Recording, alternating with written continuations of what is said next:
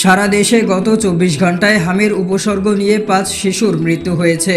একই সময়ে হাম ও হামের উপসর্গ নিয়ে আক্রান্ত হয়েছে ১,২৩২ শিশু।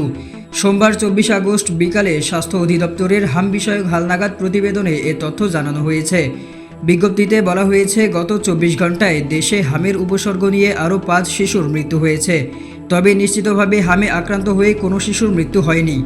এ নিয়ে গত ১৫ মার্চ থেকে এখন পর্যন্ত সারা দেশে হামের উপসর্গ নিয়ে মোট ৮৩৯ শিশুর মৃত্যু হয়েছে। আর নিশ্চিতভাবে হামে আক্রান্ত হয়ে মারা গেছে আরও ৯৯ শিশু। অর্থাৎ হাম ও হামের উপসর্গ নিয়ে এই সময়ে মোট ৯৩৮ শিশুর মৃত্যু হয়েছে। এছাড়া গত ২৪ ঘন্টায় ৮৩ শিশু হামে আক্রান্ত হয়েছে।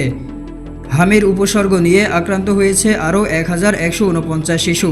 এ সময়ে ১,০৫৫ শিশু নতুন করে হাসপাতালে ভর্তি হয়েছে এবং হাসপাতাল থেকে ছাড়পত্র পেয়েছে ৯৪৬ শিশু। স্বাস্থ্য অধিদপ্তরের তথ্য অনুযায়ী গত ১৫ মার্চ থেকে আজ পর্যন্ত দেশে মোট সন্দেহজনক হাম রোগীর সংখ্যা ১,৫০,৬৫২ জন। এর মধ্যে নিশ্চিতভাবে হাম শনাক্ত হয়েছে ১৮,৪৮৭ জনের। এ সময়ে মোট ১,৩১,৬৬৪ রোগী হাসপাতালে ভর্তি হয়েছে। তাদের মধ্যে ১,২৬,৯২১ জন চিকিৎসা শেষে ছাড়পত্র নিয়ে বাড়ি ফিরেছে।